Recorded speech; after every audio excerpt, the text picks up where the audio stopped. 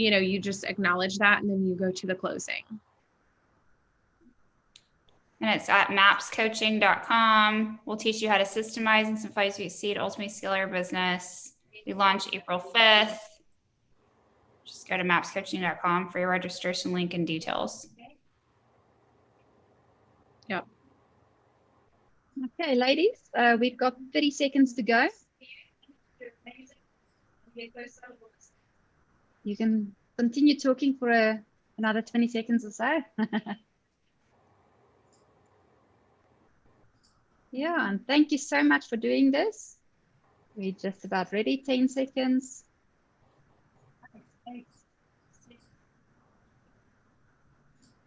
3, 2, 1. Well, hello, everyone, and welcome to the Mega Listing Agent. I'm Emily Baker. I am so grateful to be here with you all. I am from Springfield, Missouri, which is in the United States, and I have the privilege and honor of being a full-time MAPS Mastery Coach. Prior to being a Mastery Coach, I was full-time leading in production on lead generation and sales agents. And I'm here with my business partner, Alexis. Hey guys, I'm in San Antonio, Texas. I run a team here. I am a lead listing specialist, and I am also a MAPS group coach. So thank you guys for being here. We're excited to teach you how to become a mega listing agent. Yeah, so let's go ahead and get started. So the first strategy of a mega listing agent is time blocking your calendar. So when we look at, our goals, we've got to look at, do our goals equate to the time blocks on our calendar? Alexis, I know that this is something that you do really well on your team. Why don't you share some of your success here? Yeah, so we know that we want to reserve our mornings for our lead generation, our lead follow-up. What we do in the morning cannot be what we call working in our business. And so we always have our afternoons open for our listing appointments. So I've got a 1:30, a 3:30, and a 5:30. So if I set an appointment or an ISA or someone on my team sets an appointment, they can always see at a quick glance when my availabilities to meet with sellers are open. So I think that's super important, just so there's consistency in routine, because as things become consistent, they become habits, and it's like brushing your teeth in the morning, right? You no longer have to put it on your calendar that you're going to go brush your teeth right when you wake up. Yeah. And, one of the questions that we get a lot as coaches is, well, how do I set these times? I mean, what if a seller, can't meet during this time, or they can only meet during this time? Alexis, what would you say to someone? I'm going to go back and make sure that we've done a really good job thoroughly pre-qualifying them. So typically they will say, if you ask enough, they're going to make it available. So just like when you meet with your doctors, y'all might bye. Just when you meet with your doctors, you're not sitting there negotiating a time to meet, right? Like, when their availability is, and you adjust, that you're helping them sell what is typically one of their largest assets. So we don't have an issue. I don't personally work nights. I don't work weekends. And I think it's because when you do a great job setting expectations, you don't handle those objections. So when you ask the right questions, which we're going to go through in a second, and you let them know, hey, I've got a 1:30 on Tuesday or a 3:30 on Wednesday, which one works best for you and your wife? That's how they're going to say, oh, do you do weekends? No, actually, we've got a 1:30 or a 3:30, which works best. Yeah, I love that. And, one of the things that time blocking allows us, like you mentioned before, with the consistency and habits, is it allows us predictability in our business. Because how many of us, like, we've all been victim of this, right? We get really busy because we've done an excellent job lead generating, lead following up, nurturing our pipeline, and all the business hits, right? And then we're like, oh my gosh, what do I do, right? I don't have time to lead gen. I don't have time to follow up. I don't have time to do these things.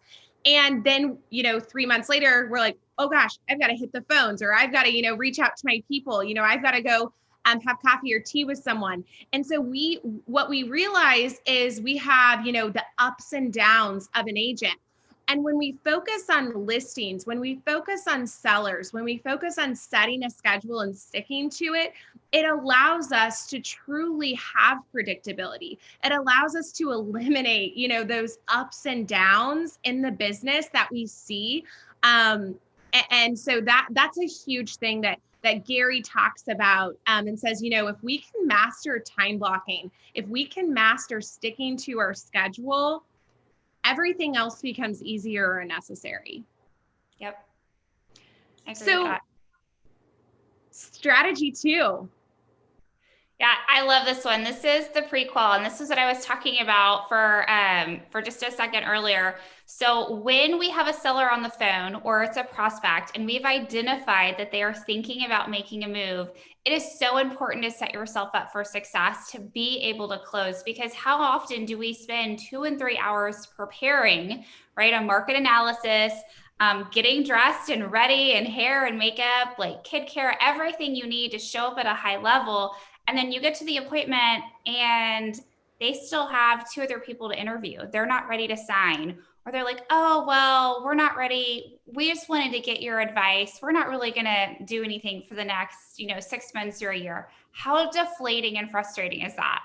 So here's what we use. And it's a script that is well known in Keller Williams. It's called LTP Mama. So I'm going to go through this with you all really quickly. Location. So L, the first one, is location. Emily says this a lot. Location equals lifestyle. So where are you guys moving to? Like, what is the address that you're calling in on, right? We want to know the address, and then also where they're moving to. And then the second one is timeline. So that's where you're probably going to eliminate your objections, because by when ultimately would you and your wife like to make a move? Right? When we know their timeline, we can match that sense of urgency. And then P is for price, right? So realistically, in today's market, what do you think your house will sell for? Right? We can say, what do you think top dollar is? What do you realistically think your house will sell for? Asking that question even a couple different ways, I think, is super important, because we want to know their perspective on their pricing before we go in. Some people think that their house is worth a lot more than we know it actually is. So you want to know going in, hey, this is probably an objection handler that I'm going to want to be brushed up on, and I'm probably going to be handling it. All right, so M is motivation, right?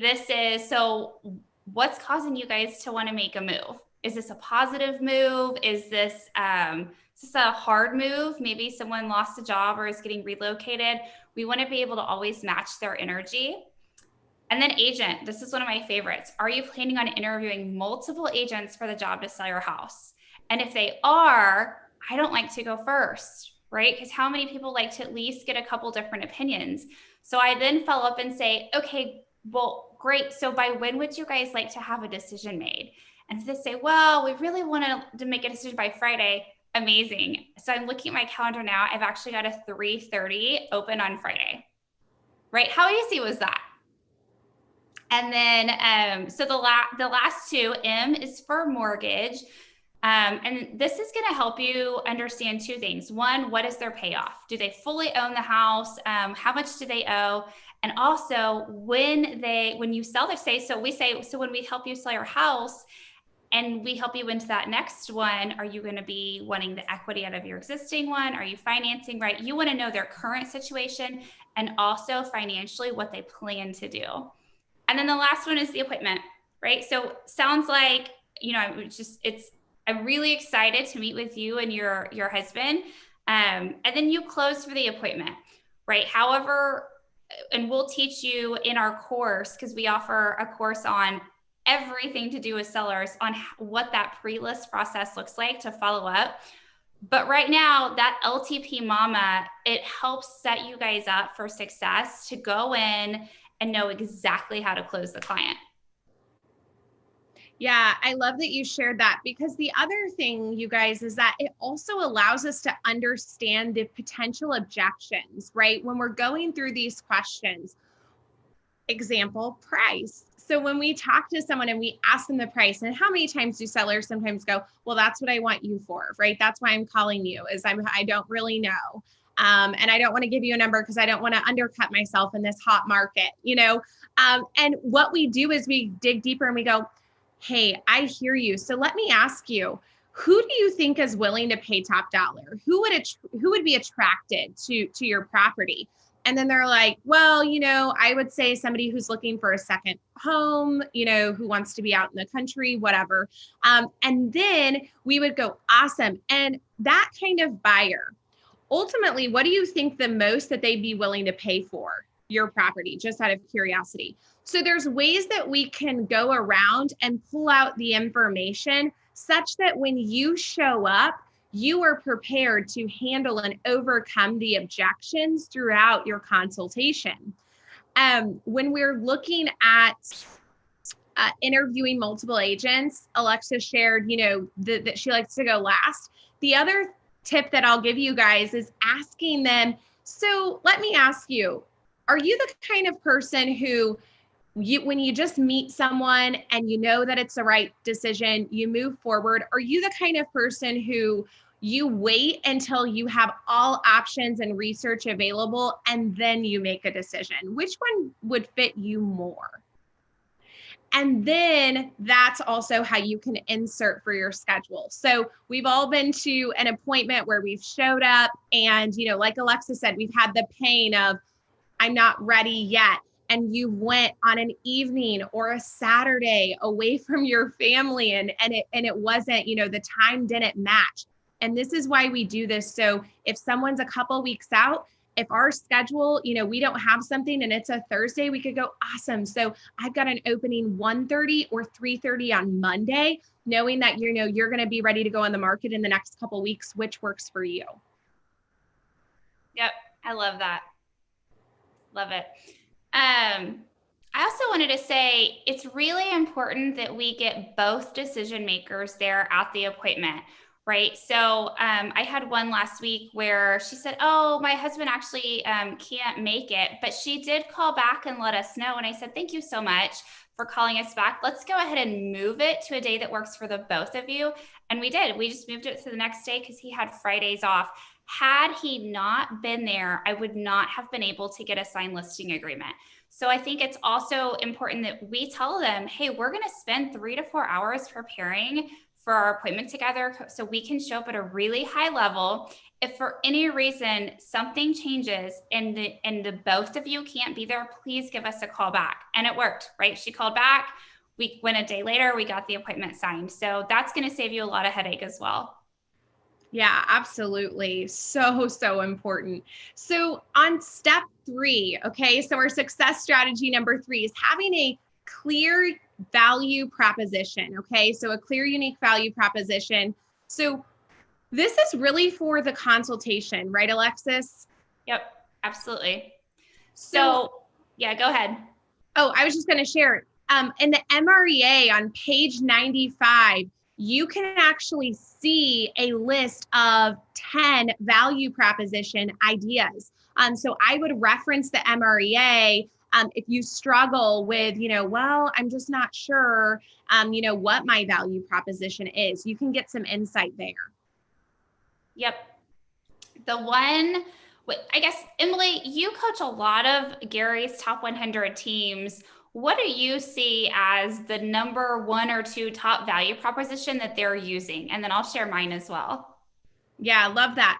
So number 1 is willing to do the work. There are a lot of agents that we all know, right? They put the house on the MLS and they just sit back and wait for an offer to come. So it is literally just expressing to them, hey, most agents will put your house on the MLS, but here's what we're going to do. We're going to get to work for you. So just prefacing your unique value proposition to differentiate yourself from the standard agents, if you will.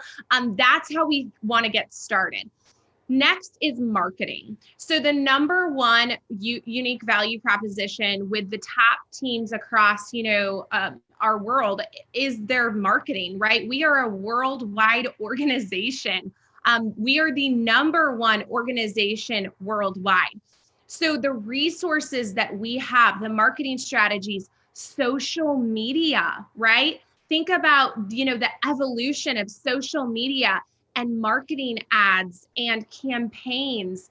That right there, being able to target market audiences worldwide, that immediately sets apart your boutique broker. Yep.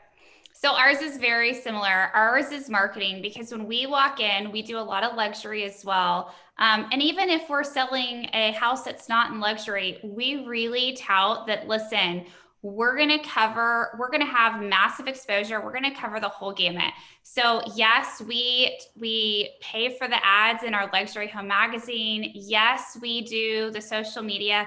We also do really old school. Now, it doesn't look old school, but we do the really expensive direct mail. We do the open houses. We're going to go door knock. We're going to hit the pavement and go do the things that we know from a foundation of being in real estate for several years, they work. We're going to hold the open house. We're going to put signs up. And so when they see that, oh, we're not just going to go pay to be have your property online, we're going to go spread the word in the community as well. That speaks really loudly, especially to our retirement age clientele that grew up without all of this social media. I've heard so many of them say, that's great, I just don't understand it. Are you going to hold an open house? And we say, absolutely. We do open houses at a really high level. So when we talk about our value proposition, I think the thing I like about marketing as well is you can tailor it to your client, because you can always ask them, how did you find when you bought this house, how did you guys find it? Right? Because some people are going to love the idea of an open house. Some people aren't. So it allows you to also tailor that to whoever your client is. Yeah, absolutely. And one thing to notate and to write down is, in the absence of value, it's a pricing conversation. Yep. I love that so much. Yeah, I mean, think about it. If I think that everyone is the same and I can go with a discount broker or someone who's willing to adjust fees and give me the same resources, like, oh, we can put it online, they're going to put it online, they're going to market, they're going to, do professional photos, they're going to do this, they're going to do that. We have to differentiate it's all about how we say it, right? There's the famous Michelangelo quote, it's not about what you say, it's about how you say it and how you make people feel when you're in front of them. So I want you to think about that with the value proposition, right? When we're articulating our value, are we getting the audience, our consumer, excited? Are they like, yeah, Alexis, that's totally going to work. Yeah, that's so awesome that you do that. Right. And it's all about how we say it. So I think one of the things, just as a coach, that I hear a lot is, well, I don't really know what I do different. I mean, I'm a part of Keller Williams, but there's a lot of agents who are a part of Keller Williams and have the same resources that I, compete against or go up against in our market. And that's where I want you to really think is, it's not about what you do. It's about just choosing how to articulate what you do, because you all do something at a very high level. Yep, I agree with that. So let's get to the message of the market. Yeah. This is one of my favorite ones, because this helps set us up for success with our audience, right? So whether this is having a conversation at a coffee shop, or you're going to your kid's basketball game, and how many people say, oh, how's real estate? I've heard the market's on fire. When you can know what your message of the market is and always feel confident in those numbers, you start to stand out with your sphere of influence, whether that's on social media, through your database, with a newsletter, however you're getting the message out, you're going to stand out as the neighborhood expert. And that's what we want, right? Is just for people to know they can go to you for updated data and information. So the message of the market for us, if you look at our social media, we talk about average days on market. We talk about sales price to list price ratio, really just the stats for the area. Emily, when you are coaching these large teams, what stats are they putting out to their clients consistently? Yeah, great question. So the first thing that we're really putting out are the market trends. So how many houses are going off on the market? How many of them are selling? What percent are they selling at, right? Because that's important whenever it comes to expectations of what the market is. Is it a seller's market or a buyer's market? And days on market. You know, it's interesting, Alexis, you and I even had this conversation not too long ago about just when we have a very high demand and we're in low inventory, we have an appreciation conversation. And the appreciation conversation is really simple. It's knowing what the market value has increased in a specific amount of time. So Gary, shared with us a little bit back that in the United States, our market had increased by on average 8.2%. Now, in the United States, our average sales price, for those of you who don't know, is around $325,000. So when we do that, we're like, man, that's an additional 25 to 35,000 US dollars by just owning their home. So when you have that message, what is an easier lead generation call than, hey, great news for you. I know you just bought your house last year, or, I know that I helped you purchase your home 2 years ago. Here's what the market's done. And when people know that you know what's going on in the market and that you're encouraging and communicating and really care about the investment that they've made, because we all know real estate's an investment, right? How does that change the relationship? Yep. So we have started doing this, and it's so easy, right? Like just with your iPhone or whatever phone that you use, set it up and pull your MLS stats, right? And even if it's just for the neighborhood that you live in, that you want to start getting more business in, and look at this time, and we like to compare this last month versus that month last year, right? So within 1 year, how many more sales have we had in this month? And how much has the average price point gone up?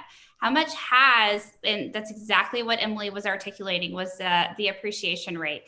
And I'm going to encourage you guys that when you pull those, and even if you're posting it to social media once a month, you're going to, I can't tell you how many times I've been so grateful that I've made that a habit, because it rolls off your tongue. It rolls off your tongue in appointments, in your day-to-day conversations.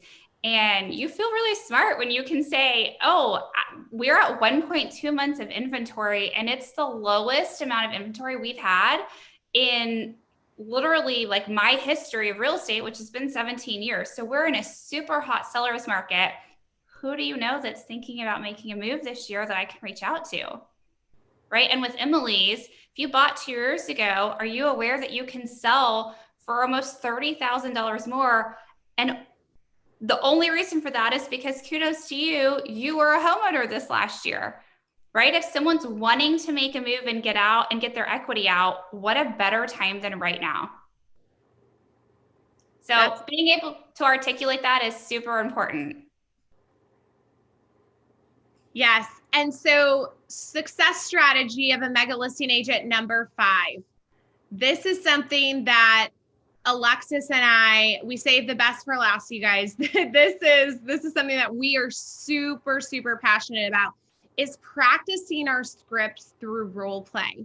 So, when we practice, what happens? Alexis, I think you have a fun story for us here. Okay, so my kids are all about TikTok right now. And they wanted my husband and I to do a TikTok dance with them. And my husband is a great dancer. I'm not. So it literally took me like way too many times to memorize this little TikTok move. But I was telling Emily that when we were talking about this is what role play reminds me of, because if you had asked me to do that TikTok dance 2 weeks ago, I nailed it after I'd been consistently practicing it. And if you asked me to do the same simple dance today, like there's no way. It would be awful. And I feel the same way. You know, if I don't go on a listing appointment in a couple days, I start to feel really rusty. And that's what role play does for us, is it how, even though we know a script and you may have internalized it and memorized, and you're like, oh, I know that.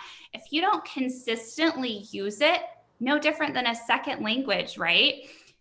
You start to lose it. Like you just don't, it doesn't roll off the tongue as naturally. And let's be real, we all have nerves when we're meeting with sellers. Sometimes the energy goes, you know, up or down, and you want to be able to rely on yourself and have the confidence that even when the energy might not be great, or you're asking a hard question, you're not going to fumble with your words or your rate of speech. It's just going to naturally flow out because you've been practicing it.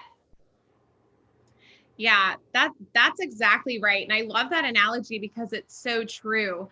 And, you know, as we're talking about our unique value proposition, as we're talking about knowing the message of the market, as we're talking about pre-qualification, our schedule, all of that is a reflection of role play. It's all role play practice increases our efficiency. It increases our skill, right? And when our skill increases, our business starts to scale. And when we are really confident in the market, and let's be honest, right? Sometimes the market changes, right? For those of you who have been in real estate for 20 plus years, think about your experience in the market and how many ups and downs that you've had and you've gone through, right? And being able to articulate being the market expert, knowing the numbers of today and what's going on today allows you to increase your sense of urgency because you are setting those expectations in the appointment. You are eliminating objections as you're going through the consultation. And that's something that, you know, when Alexis and I get asked a lot, you know, how do I become as, you know, great with scripts as you, or man, like you guys just, they roll off your tongue or it sounds so natural. And Alexis, I mean, you know, how often do you practice? Yep, we practice every day. So 9:15 to 10, our entire team is on a role play, and it's just our safe space, right? We have it built in habitually to our calendar. We know we're not answering client calls. We're not doing anything except connecting at a high level and practicing our scripts. And the beautiful thing about that is it's actually the most fun part of our day because we give each other feedback, we laugh at each other, and we all get better together. So we give each other ratings, and it's made me really proud because everybody who participates on that, they get better so quickly. And before, when I didn't have that in the calendar and it wasn't consistently happening, I would have so much fear about what was actually being said to like on our team, because I didn't know how they were saying something or how they were talking to a lead or a buyer or a seller. So I had to have this story that I made up in my mind. Well, now there's no fear around that, around what I'm going to say or someone on my team is going to say, because we hear them say it every single day. So it's exactly like you said. It's just getting it in the calendar. And even if that's, you know, start with 1 day a week if you're not doing it, and then progress to 2 and 3 and find a role play partner out there. We actually have a group program called Role Play Rumble that you can sign up for, that we pair you with partners. Whatever you do, though, find somebody to practice with that's going to give you honest feedback. Yeah, that's exactly right. And, you know, when we look at these success strategies, so the question is, what's the one thing that you guys can do and implement immediately into your business today? And we've went through, again, schedule, pre-qual, unique value proposition, the message of the market, and role play. And the one thing is what, Alexis? It's the schedule. Because if I don't, I can be a master of scripts. I can be a master at setting, expectations. My unique value proposition can be through the roof. All of these things can be in place. And yet, if I don't have my schedule right and blocked, everything's a mess. So I'm going to say everything rises and falls to the level of which we manage our calendars and our schedules. Yes. So if it's not on your calendar, it doesn't exist, right? Yep. And these strategies, I'm going to use Gary's lingo here. This stuff is not sexy. This is the foundation, right? He's always like, success isn't sexy, guys. This is the foundational stuff that when we master, we start to really become the best version of ourselves. And listings are our greatest opportunity to do that because, again, with listings, we can be really predictable in our business. So, we're going to open up to some questions. And so type in your questions in the chat box and we will go through. Before we do that, y'all, we have a program that we are really proud of. It's called the Mega Listing Agent. Alexis and I wrote this entire course from best practices from our businesses, the top teams in our company that we have the privilege of working with and coaching. And Alexis, what can they expect in the Mega Listing Agent as they're typing in their questions? Yeah. So it's a 12-week course, and we are going to do a really deep dive on how to work with sellers, from how to go find the leads, what to say to them, how to convert them, what to say when you get a lead on the phone, right? How to pre-qualify them. Once we do set the appointment, what the ultimate pre-list process looks like so we can differentiate ourselves before we even knock on the door and get to the appointment. We're going to give you exactly what our listing consultation looks like. All the expectations, all the objection handling. That part's really fun. You hear Emily and I going back and forth handling the top objections. And then it's just everything really from finding the lead to closing them and staying in relationship with them. So if your goal is to become a mega listing agent so you can take territory, have that predictable business, have that predictable schedule so that you're not working nights and weekends, this course is for you. Whether you've been in the business for 20 years, 10 years, or you're brand new and you've only been in it for 5 months and you're wondering how to go take your first couple listings, this course is for you. Yes. And it's $199 a month for 3 months. So questions. So I find it difficult to convince a potential buyer to do the pre-qualification part. I find it difficult to convince a potential buyer to do the pre-qual part. Interesting. Okay. Do you want to role play through that, Emily, or how should we do this? Because I think we've got about 10 minutes left. Yeah, let's do it. Okay. All right. So you're going to call me and I will have identified that you're thinking about selling, right? Okay. So first I'm going to get your contact information. So great. So what property are you calling on? Yeah. 123 North Main Street. I just want to know the price. Of course. And in case we get disconnected, tell me, what's the best phone number and email to reach you at? 123 Emily@kw.com. Perfect. And as soon as we're done, I'll go ahead and, are we doing a seller one or a buyer one? We're doing a seller one. No, it says buyer. Oh. I find it difficult to convince a potential buyer to do the pre-qualification part. So okay. I'm not sure, Lizelle, who asked this question, but if you could give us a little bit more context on, is this a sign call or what specifically, and we'll be happy to do a live role play with you. We have plenty of time. So what other questions do we have while we're getting that?